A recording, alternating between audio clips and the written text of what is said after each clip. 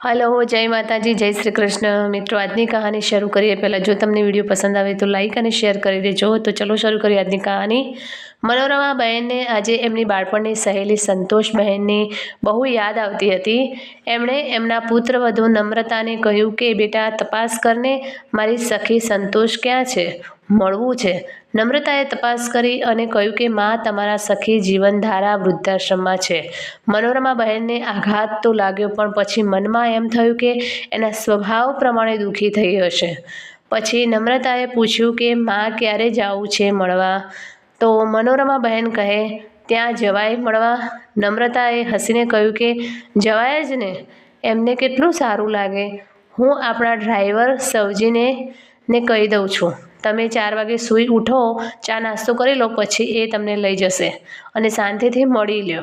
ત્યાં સુધી એ ત્યાં જ રહેશે, પછી તમને ઘેર લઈ આવશે। 4 વાગે સવજી બાને લઈને જીવનધારા વૃદ્ધાશ્રમ પહોંચી ગયો। સવજીને નમ્રતાએ સૂચના આપી હતી એમ ઓફિસમાં જઈને કહ્યું કે અહીં કોઈ સંતોષ બહેન છે, મારા બાને એમને મળવું છે। ઓફિસમાં બહેન હતા, એ બહુ જ વિવેકી મિતભાષી હતા। એમણે મનોરમા બહેનને કહ્યું કે આવો બા, હું લઈ જાઉં તમને। મનોરમા બહેન બધું જોતા જોતા ચાલ્યા। એ ખુશ થયા કે દવાખાનું, હોસ્પિટલ, મોટી પરસાળ, મંદિર અને સરસ રહેવાની શાંતિમય સુવિધા કેટલું સરસ છે।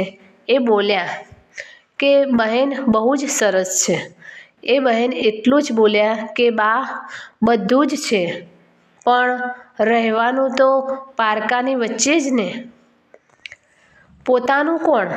મનોરમા બહેન વિચારવા લાગ્યા કે એ તો સાચું અને પહોંચ્યા મંદિર પાસેની પરસાળમાં। સંતોષ બહેન ત્યાં જ બેઠા હતા અને બાળ સખી મનોરમાને જોઈ અવાક થઈ ગયા। આવા વ્યક્તિઓને કોઈ પોતાનું મળવા આવે તો કેવું સરસ લાગે। આંખો અને હાથ પહોળા થઈ ગયા, આંખમાં જળજળિયા આવી ગયા। એ ઊભા થઈ સખી મનોરમાને ભેટીને રોવા જ માંડ્યા। પેલા બહેને કહ્યું કે તમે અહીં બેસો, વાતો કરો, હું ચા નાસ્તાની વ્યવસ્થા કરું છું। મનોરમા બહેને કહ્યું કે સંતુડી આ કેમ થયું, અહીં રહેવા આવવું પડ્યું? સંતોષ બહેન કહે આ મારી વહુ લગ્ન થયા ત્યારે શરૂઆતમાં બહુ સારું હતું, સેવા પણ કરતી, મને કામ કરવાની ના પાડતી, હું કહેતી કે મને રસોડામાં આવવા રોકવાની નહીં, એ પાછી ઉઠે, મોડી ઉઠીને થોડીવાર બેસી રહે, પછી ચા બનાવે, હું કહેતી બેસી શું રહે છે, ઉઠ। ધીરે ધીરે એ બોલવા માંડી। દીકરાને કહું તો એ કહે કે માં તમારા બેનો પ્રોબ્લેમ છે, માં ખરાબ નહીં લગાડતા, પણ વાંક તમારો છે। બહુ વરસ ચાલ્યું પછી આ તારા બનેવીના મિત્ર હતા સંદીપભાઈ, એમને કહી હું અહીં આવી। એમણે મારા દીકરા વહુને પૂછ્યું તો એમણે કહ્યું કે અમે કહેતા જ નથી અહીં આવવાનું, અમારી સાથે જ રાખવા માંગીએ છીએ, પણ એ જીદ પર છે કે મારે તમારી સાથે નથી રહેવું। પછી સંદીપભાઈએ હા પાડી, એ જવા દે મનુ, તારે કેવું છે? તો મનોરમા બહેન કહે લીલા લહેર, મારી વહુ કહું કે દીકરી એ મને પાણીનો પ્યાલો આમથી તેમ મૂકવા દેતી નથી। મારે તને મળવું હતું એટલે મેં એને કહ્યું, એણે તપાસ કરી, તું ક્યાં છો? પાછી એણે મને કહ્યું કે અને આ વ્યવસ્થા કરી। પણ સંતુડી આમાં જવાબદાર તું છે, તારી વહુ તને બધી રીતે સાચવતી હતી, તે સાસુપણું શરૂ કર્યું। તો સંતોષ બહેન કહે મારી સાસુ મને આમ જ કરતી તો જ શીખાય। એટલે મનોરમા કહે કે એમણે તારા પર કર્યું એટલે તારે કરવું જરૂરી છે? મારા સાસુ તો હિટલરને સારો કહેવડાવે એવા હતા।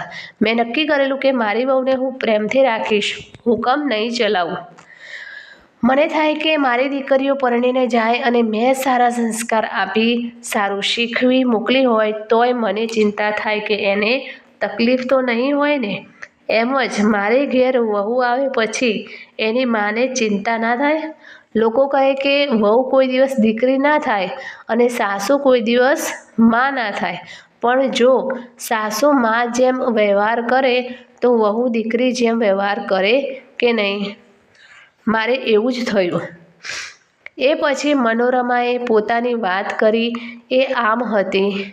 મનોરમા બહેન એ એક દીકરો એક દીકરો હિમાંશુ અને 2 દીકરીઓ હતી, અલ્પા અને જલ્પા. દીકરો એન્જિનિયર હતો અને બહુ જ મોટી કંપનીમાં એ પ્રોડક્શન જોતો હતો. આમ તો એને પોતાનો ધંધો કરવો હતો, પણ એટલી તૈયારી હજી હતી નહીં. એણે વિચારેલું કે નોકરી કરીશ, શીખીશ, થોડું ભેગું કરીશ, પછી પોતાની નાની ફેક્ટરી કરીશ. એ દરમિયાન હિમાંશુના લગ્નની વાત ચાલી. મનોરમા બહેન એના માટે કન્યા શોધતા હતા. ક્યાંકથી વાત આવી કે શૈલેષભાઈ અંજલિ બહેનની એકની એક દીકરી નમ્રતા એ કોમ્પ્યુટરનું બહુ ઊંચું ભણી છે. કહે છે પ્રોગ્રામર છે, દેખાવે અને સ્વભાવે બહુ સારી છે. મનોરમા બહેને માગું મોકલ્યું અને મુલાકાત ગોઠવાઈ. મનોરમા બહેન, એમના પતિ સતીશભાઈ અને હિમાંશુ ગયા. વાતચીત ચાલી પછી નમ્રતા આવી અને હિમાંશુને જોઈને કહે કે તમે તો ઇન્ડિયન એન્જિનિયરિંગમાં પ્રોડક્શન એન્જિનિયર છો. હિમાંશુ કહે હા, પણ તમને કેવી રીતે ખબર? નમ્રતા કહે હું ત્યાં જ છું, પ્રોગ્રામિંગ ડિવિઝનમાં. હું પ્રોડક્ટ ડિઝાઇનિંગ અને પ્રોગ્રામિંગ કરું છું. હિમાંશુ કહે મને ખબર જ નથી. નમ્રતા કહે હા, બધા કહે કે એને એના કાયમી મતલબ એ કોઈની સામે પણ નથી જોતા. હિમાંશુ કહે હા, થોડું એવું ખરું. હું મારી કેબિનમાં જ હોઉં, જમવાનું પણ ત્યાં જ, સાંજે સીધો ઘેર. બંને એકબીજાને પસંદ પડી ગયા.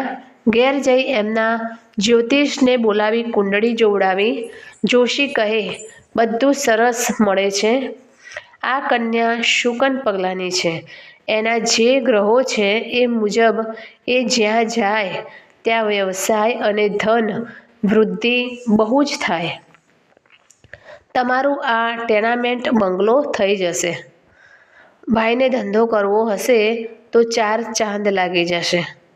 બીજા દિવસે મનોરમા બહેન કાંઈ કહ્યા વગર સવારમાં ખુશીથી હા કહેવા અને તૈયારી કરવાનું કહેવા શૈલેષભાઈને ઘેર પહોંચી ગયા. નોકરે બારણું ખોલ્યું, ઘરમાં દાખલ થયા અને સામે સોફા પર અંજલિબહેન બેઠા હતા અને ખોળામાં નમ્રતા સૂતી હતી. અંજલિબહેન એના માથે હાથ ફેરવતા હતા.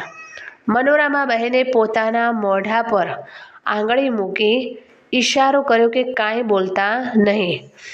થોડી વારમાં નમ્રતા ઊભી થઈ અને ચમકી ગઈ. નમસ્તે કર્યા. મનોરમા બહેન કહે બેટા શરમાઈશ નહીં, આવું થાય. એ રસોડામાં ગઈ ચા લેવા.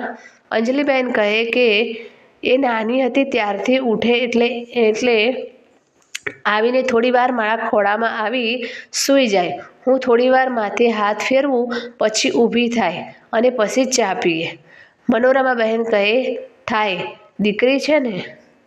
લગ્ન લેવાયા, સંપન્ન થયા. કન્યાએ ગૃહ પ્રવેશ કર્યો. ખુશીઓ રેલાઈ ગઈ. જલ્પા અને અલ્પા પણ ભાભી આવ્યાના આનંદમાં હતા. ધીરે ધીરે બધા મહેમાન ગયા. હવે આજથી નમ્રતા હિમાંશુની નોકરી ચાલુ થવાની હતી.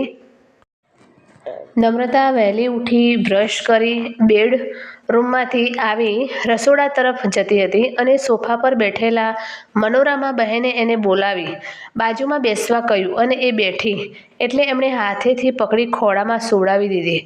નમ્રતાને સહેજ સંકોચ જેવું લાગ્યું, પણ મનોરમા બહેન બોલ્યા કે તું નાનપણથી જ ઉઠી બ્રશ કરી મારા ખોળામાં સૂઈ જતી ને, આ માનો જ ખોળો છે. એણે માથું ઢાળી દીધું. વહુ સાસુ બેયની આંખમાં આંસુ હતા. બસ આ સાસુ વહુના મા દીકરી જેવા સંબંધની શરૂઆત થઈ. એ શરૂઆત કરી કોને? સાસુએ.